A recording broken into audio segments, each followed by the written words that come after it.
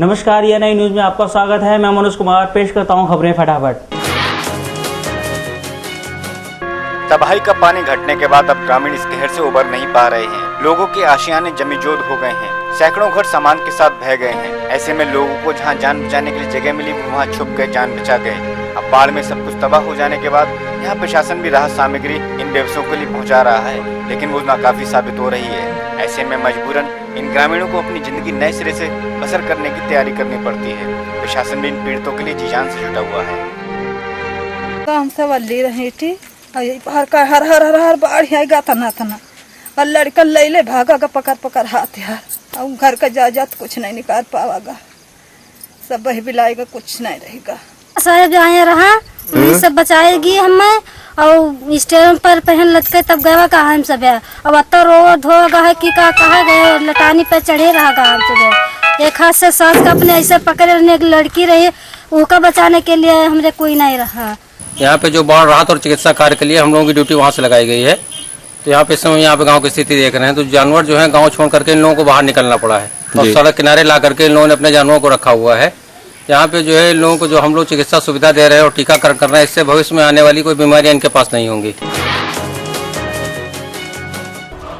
सूबे में अपराधियों के हौसले काफी बुलंद हैं। ताजिबान की बरेली के अलीगंज में देखने को मिली, जहां के मडौला गांव में युवक की हत्या करने के बाद उसको बबूल के पेड़ से लटका दिया गया। हत्या का पता चलते ही गांव में दहशत फैल गई और पुलिस भी मौके पर पहुंच गई। अब फिलहाल पुलिस ने हत्या का मामला दर्ज कर तफ्तीश शुरू कर दी है।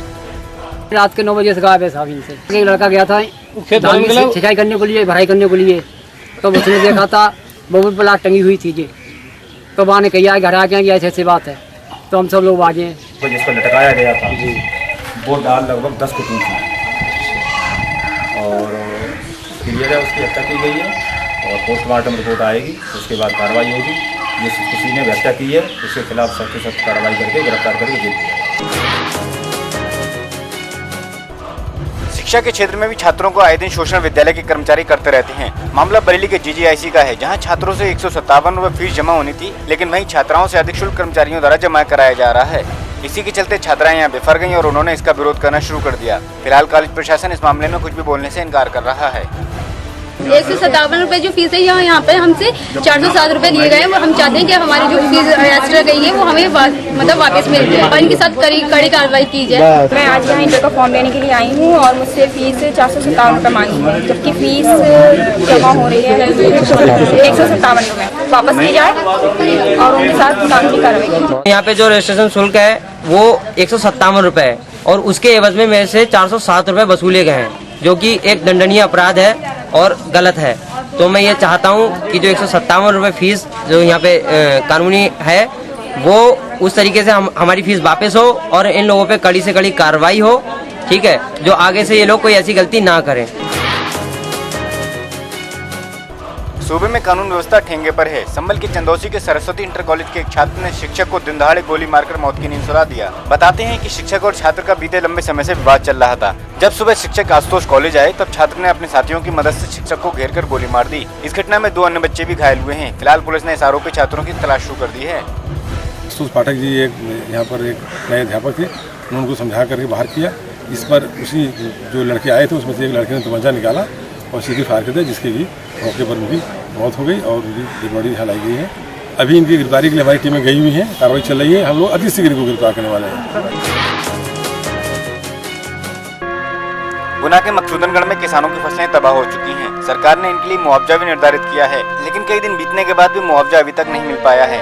इसके चलते किसान परेशान होकर अधिकारियों के चक्कर लगा रहे हैं। वहीं बैंक कर्मी भी किसानों को जीरो बैलेंस खाते न खोलकर उनके लिए और दिक्कतें बढ़ा रहे हैं।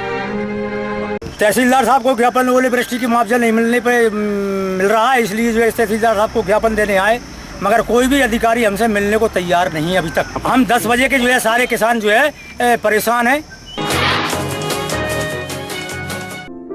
स्वास्थ्य विभाग की टीम के साथ हरिपुर के नारंग अस्पताल के कर्मचारियों की मारपीट का मामला सामने आया है। प्रसव के दौरान महिलाओं की मौत के मामले में जब विभाग की टीम अस्पताल पहुंची तब अस्पताल के कर्मचारियों ने टीम को घेर लिया और उनके वाहनों की चाबी निकालकर नारेबाजी शुरू कर दी। अस्पताल प्रशासन का कहना था ये विभाग की कार्रवाई अस्पताल की छवि बिगाड़ने के लिए की जा रही है।